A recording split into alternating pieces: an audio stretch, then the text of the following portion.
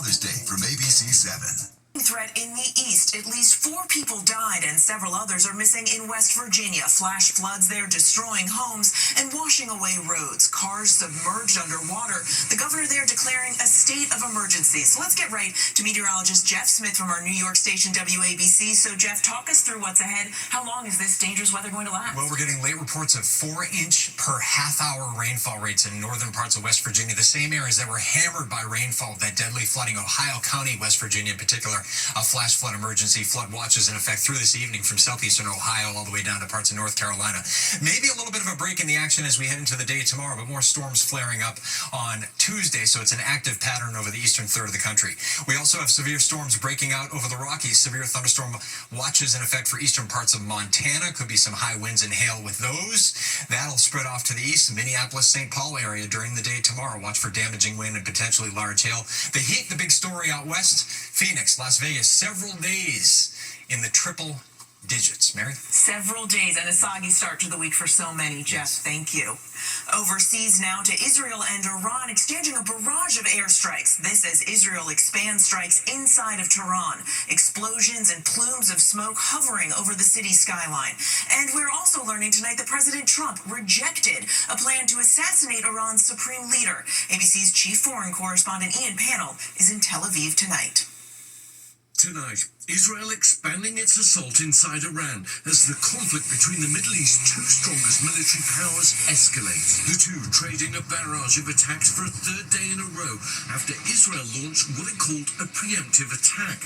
The US helping Israel defend itself against retaliatory strikes. And just hours ago, President Trump telling ABC News the US could be drawn into the conflict, but claiming that hasn't happened yet. This comes after reports Prime Minister Benjamin Netanyahu is urging Trump to join the operation to destroy Iran's nuclear program. But Trump urging restraint and a return to the negotiating table. And in a major development, ABC News learning he rejected an Israeli plan to kill Iran's supreme leader. 2 US officials telling ABC News Israel identified a window to kill Ayatollah Ali Khamenei, but saying Trump wasn't on board with the plan. With the fighting showing no signs of slowing down, Iran insisting it has the right to self-defense. Tonight, the sky over Tel Aviv again crackling with the sound of war. Well, you can see the intercept taking place now. This is Israeli air defense trying to intercept an incoming barrage from Iran. We just had the siren a few minutes or so ago. This has happened repeatedly. You can see the flash behind me here in Tel Aviv, elsewhere in Israel, and of course in Iran. We should go. Search and rescue teams deploying in several places across the country with bomb damage and fires blazing. At least 13 people have been killed in Iranian strikes here.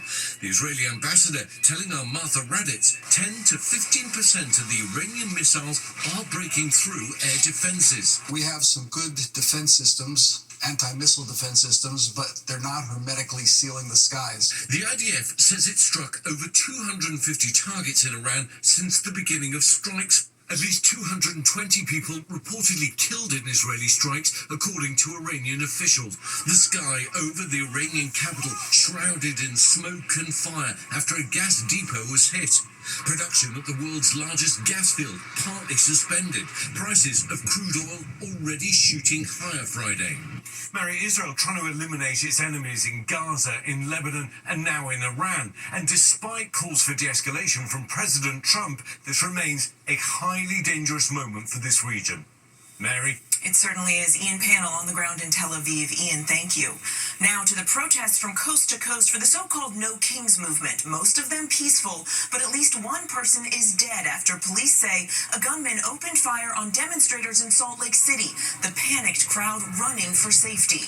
And in Los Angeles, the epicenter of the immigration protests, police using tear gas to control the crowd. Here's ABC's Melissa Adon. Tonight, chaos on the streets of Salt Lake City. Gunfire breaking out at an otherwise peaceful protest. A 39-year-old man was killed. No one should fear coming to a demonstration, a peaceful and lawful demonstration in our city. Other violence marring the mostly peaceful protests across the country. In Virginia, this man arrested after allegedly ramming an SUV into a crowd. And there were confrontations between police and protesters in Portland, Oregon, in Washington State, and in Atlanta. In Los Angeles, police breaking up crowds, what appears to be what police call a less lethal round, passing just below an ABC News camera.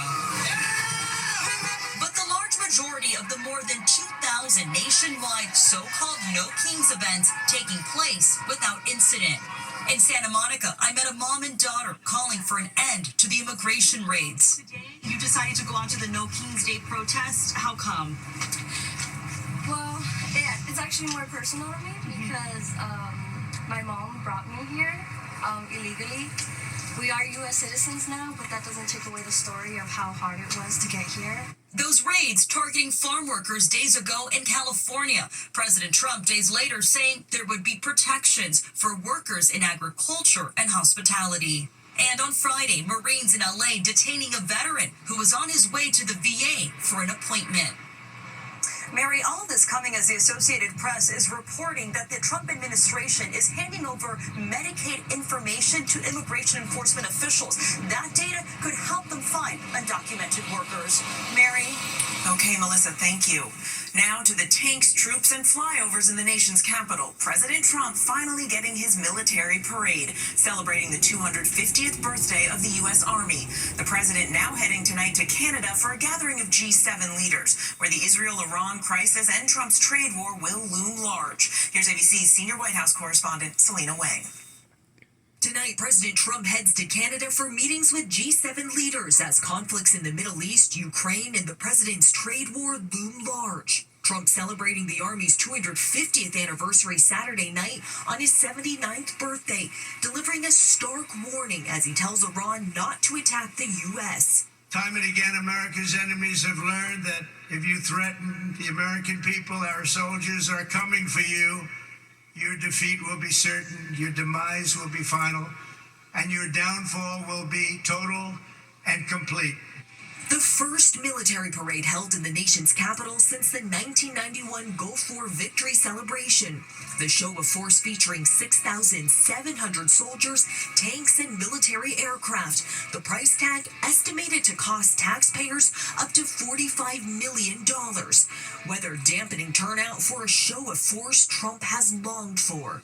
Trump will meet with G7 leaders as his trade war and efforts to reshape global alliances have strained America's relationships with those closest allies. His deadline to complete trade talks just weeks away, and those staggering tariffs looming. The head of the European Commission says she spoke to Trump ahead of the summit and reiterated our commitment to reach a good deal before July 9th.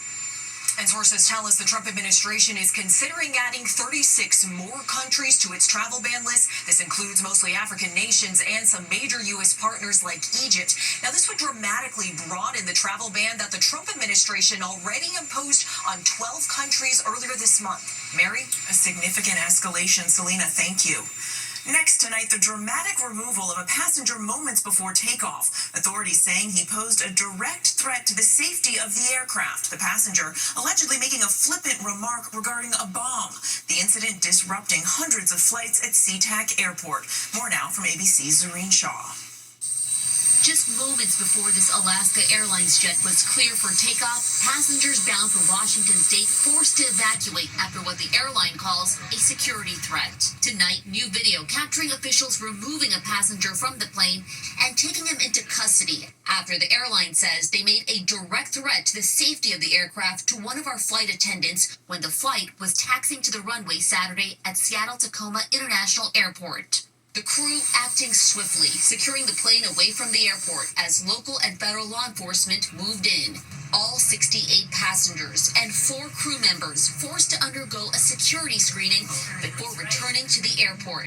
That incident triggering a ground stop, canceling at least 6 flights, diverting several more, and prompting hundreds of others to be delayed. Mary, the FBI and Port of Seattle police are reviewing the incident, and after a full security screening, passengers were able to get back on that aircraft, safely making it to their destination in Walla Walla, Washington. Mary. And we are glad for that, Zoreen. Thank you. Still to come here, the dramatic rescue in the mountains of Colorado. How two hikers found themselves trapped. The search for suspects in a deadly mass shooting. One person was killed and 11 others wounded in Elkhart, Indiana earlier today. Police say multiple shooters were involved. No arrests have been made. And when we come back, the plea from a museum after a catastrophe with a crystal-covered chair. To the Index now, an Italian museum is calling for visitors to respect art after a jeweled chair reached its breaking point. The crystal-covered seat collapsing after a man sat on it at a Verona gallery. He and a companion then walking out. Police still searching for the pair. The chair, thankfully, has been fixed. Next, drama at 14,000 feet. Two hikers are recovering after being rescued by helicopter near Denver. Officials say the men went off course on Kelso Ridge on Thursday. After reaching the summit, authorities say one was knocked unconscious by a lightning strike. Crews airlifting both to safety. And when we come back on this Father's Day, special days at the park for a man and his son. Finally tonight, baseball, ballparks, and a father-son bond. Tonight, Dad and I are at Hammons Field. Matthew Burns and his father, Tom, are out on tour. It's the Cedar Rapids Colonel. It's the Sioux City Explorers. The Wichita Wind Surge. In Game 4 of the Western Midwest Baseball Road Trip. 20 ballparks in 21 days. It's the duo's 5th annual baseball road trip, born out of love for the spirit of the minor league.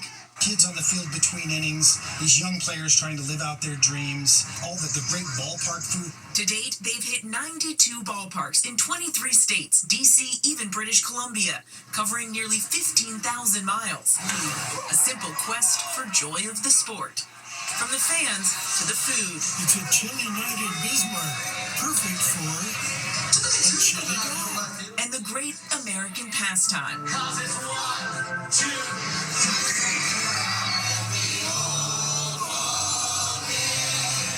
The final leg of their 2025 tour, Omaha, just in time for Father's Day. We love travel, we love baseball, and we love each other.